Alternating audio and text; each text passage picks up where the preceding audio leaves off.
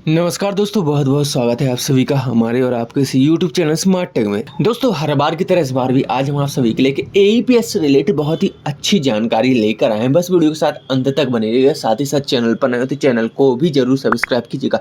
तो चलिए दोस्तों, वीडियो की शुरुआत करते हैं। दोस्तों, जैसे कि आपको याद होगा, लगभग 2-3 दिन पहले मैंने एक वीडियो बनाकर डाला था जिसमें मैंने आपको बताया था कि अब आपको 1 जनवरी से हर एक एईपीएस ट्रांजैक्शन में आप किसी भी कस्टमर का एईपीएस ट्रांजैक्शन करोगे तो उसके लिए आपको एक बार आपको अपना थंब वेरिफिकेशन तो करना ही होगा, उसके बाद आपको कस्टमर का करना होगा, ठीक है ना। तो यहाँ पर बहुत से लोग इस बात पर बिलीव नहीं कर रहे थे। लोगों का कहना था कि ये आधा सच है आधा झूठ है। तो यहाँ पर मैं आपको बता दूं, ये पूरा 101% सच है। बस यहाँ पर कमी क्या है कि अभी इक्का दुक्का ऐसे पोर्टल हैं जहाँ पर इस अपडेट को अनेबल नहीं किया गया है, तो वहां पर भी प्रॉब्लम आ रही है निकासी में। और जहां पर इस अपडेट को अनेबल कर दिया गया है वहां पर क्लियरली पैसा निकल रहा है। तो अब यहाँ पर एग्जाम्पल के लिए देखिए, मैंने यहाँ पर 4 पोर्टल ओपन करके रखे हैं। जैसे कि यहाँ पर पहला तो आपका डिजीपे लाइट जो कि सीएससी द्वारा दिया जाता है। दूसरा यहाँ पर एयरटेल तेज यानी कि एयरटेल पेमेंट बैंक का सीएसपी पॉइंट। दूसरा यहाँ पर फिनो पेमेंट बैंक का सीएसपी पॉइंट। चौथा यहाँ पर पेटीएम पेमेंट बैंक का सीएसपी पॉइंट।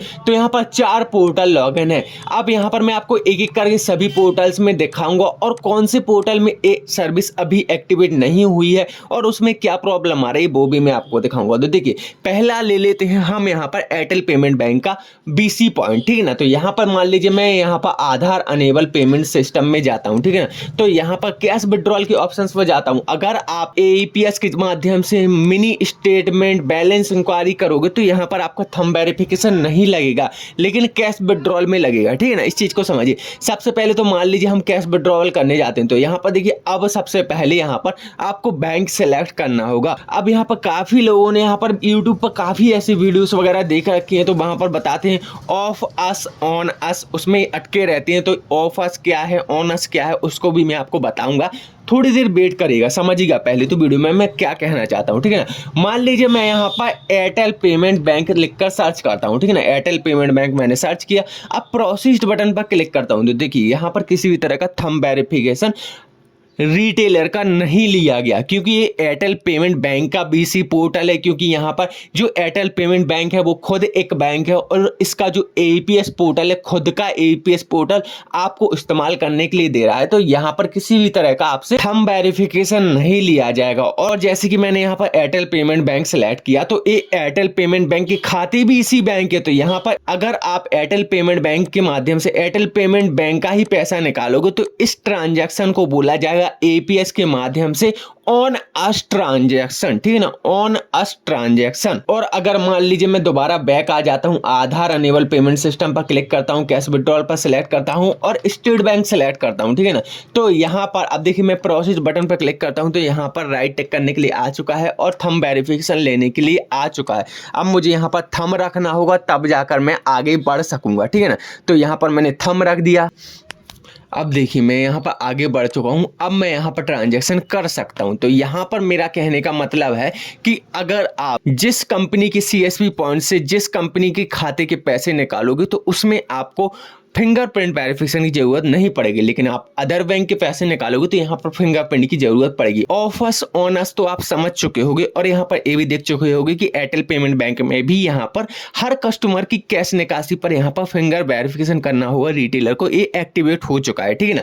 तो यहाँ पर किसी भी तरह की प्रॉब्लम नहीं आ रही है पैसे निकालने में। अब आते हैं फिनो की तरफ। तो फिनो का भी मैंने यहाँ पर पोर्टल खोल रखा है। यहाँ पर मैं सिंपली एपीएस सेलेक्ट किए देता हूँ। देखिए, एपीएस सेलेक्ट करने के बाद कुछ इस तरीके से ऑप्शन आ रहे हैं। आप सिंपली मान लीजिए मैं यहाँ पर स्टेट बैंक सेलेक्ट करता हूं तो देखिए, तुरंत यहाँ पर गाइडलाइन आ चुकी है। आधार नगद निकासी सेवा का उपयोग करने के लिए सुरक्षा सत्यापन नियमित दिशा निर्देश के अनुसार आपको प्रत्येक एपीएस नगद निकासी लेन देन के लिए अपनी पहचान की पुष्टि करने की आवश्यकता है। तो यहाँ पर आ चुका है ना। तो यहाँ पर अब मुझे दोबारा से यहाँ पर थंब वेरिफिकेशन करना होगा, तब जाके यहाँ पर मैं किसी भी स्टेट बैंक के कस्टमर का यहाँ पर कैश निकासी कर सकूंगा, किसी किसी भी अमाउंट में, ठीक है ना। तो यहाँ पर ये हो चुका है मेरा थंब वेरिफिकेशन। देखिए अब ये हो चुका है मर्चेंट अथॉरिटिकेशन सक्सेसफुल डन, ठीक है ना। अब मैं यहाँ पर पैसे निकाल सकूंगा। तो ये हो गई फिनो पेमेंट बैंक की बात। फिनो पेमेंट बैंक में भी यहाँ पर इस चीज़ को एक्टिवेट कर दिया गया है। अब अगर आप फिनो पेमेंट बैंक की मदद से फिनो के ही अकाउंट के पैसे निकालोगे तो यहाँ पर आपको थंब वेरिफिकेशन की जरूरत नहीं पड़ेगी, ठीक है ना। तो यहाँ पर अब आते हैं पेटीएम पेमेंट बैंक में। मान लीजिए पेटीएम पेमेंट बैंक में आते हैं और यहाँ पर कैश विड्रॉवल पर जाते हैं, ठीक है ना। तो यहाँ पर किसी भी तरह का थंब वेरिफिकेशन नहीं मांग रहा है। मैंने यहाँ पर मोबाइल नंबर डाला, स्टेट बैंक सेलेक्ट कर दिया, यहाँ पर आधार नंबर डाल दिया, यहाँ पर मान लीजिए मैंने 10,000 रुपये भर दिए और यहाँ पर मैंने प्रोसीड बटन पर क्लिक किया तो डायरेक्ट यहाँ पर कस्टमर की फिंगरप्रिंट अथॉरिटिकेशन के ऑप्शंस ओपन हो चुके हैं। अब जैसे मैं कस्टमर का फिंगरप्रिंट लेता हूँ, वैसे कस्टमर के अकाउंट में पैसा नहीं है तो फेल्ड तो होगा ही ट्रांजैक्शन। तो यहाँ पर मैं आपको बता देता हूँ, लेकिन यहाँ पर जैसे ही कस्टमर के अकाउंट में पैसा नहीं है तो यहाँ पर ट्रांजैक्शन फेल्ड होगा, ये बात सही है। लेकिन यहाँ पर एरर आना चाहिए कि इनसिफ्ट फंड, मतलब कि कस्टमर के खाते में पैसा नहीं है। लेकिन रियलिटी यहाँ पर ये है कि आप कितना भी पैसा निकालने जाओगे पेटीएम पेमेंट बैंक के थ्रू, अगर आप बेसिक एजेंट हो तो यहाँ पर पैसा निकलेगा ही नहीं। क्यों नहीं निकलेगा? क्योंकि यहाँ पर ये सुविधा अनेबल नहीं की गई। इस वजह से यहाँ पर किसी भी तरह की ट्रांजैक्शन नहीं हो रहा है और ना ही पैसे निकल रहे हैं। तो यहाँ पर आप समझ पा रहे होगे मैं क्या कहना चाहता हूँ, ठीक है ना। तो यहाँ पर आप देख पा रहे होगे, सीधी सी बात है कि यहाँ पर आप लोग देख पा रहे होगे कि पेटीएम पेमेंट बैंक के जितने भी बेसिक एजेंट हैं वो अभी नगद निकासी नहीं कर सकते एपीएस के माध्यम से, क्योंकि उन्होंने आरबीआई एनपीसीआई की न्यू गाइडलाइन का पालन करते हुए यहाँ पर ये ऑप्शंस ही नहीं दिए हैं रिटेलर्स का थंब वेरिफिकेशन किया जाए, ठीक है ना। समझ पा रहे होगे आप। अब यहाँ पर आते हैं डीजीपे लाइट में। तो डीजीपे लाइट में मैं एक बार एईपीएस के ऑप्शन को सिलेक्ट करता हूँ। अब मैं मान लीजिए यहाँ पर कैश विड्रॉल पर जाता हूँ तो देख, तो यहाँ पर पहले नंबर पर ही थंब वेरिफिकेशन के ऑप्शन खुल चुके हैं। यहाँ पर बैंक तक सिलेक्ट करने का मौका नहीं दिया, डायरेक्ट थंब वेरिफिकेशन के ऑप्शन खुल चुके हैं। अब यहाँ पर आपको सिंपली थंब वेरिफिकेशन लेना है और अब यहाँ पर 3 मिनट के अंदर अंदर कस्टमर की कैश निकासी करनी है। तो आप लोग देख पा रहे हो 4 पोर्टल मैंने आपको एग्जांपल के लिए बताया, 4 में से यहाँ पर 3 पोर्टल्स में ये सर्विस एक्टिवेट हो चुकी है। एक पोर्टल है जिस पर ये सर्विस एक्टिवेट नहीं हुई है, जिस वजह से यहाँ पर कैश निकासी ही नहीं हो पा रही है। तो अब आप यकीन कर सकते हो कि आरबीआई के नियम एईपीएस को लेकर कितने कट्टर होते जा रहे हैं और भविष्य में दोस्तों यहाँ पर एईपीएस में काफी ऐसी कठिनाइयां आपको देखने को मिल सकती हैं।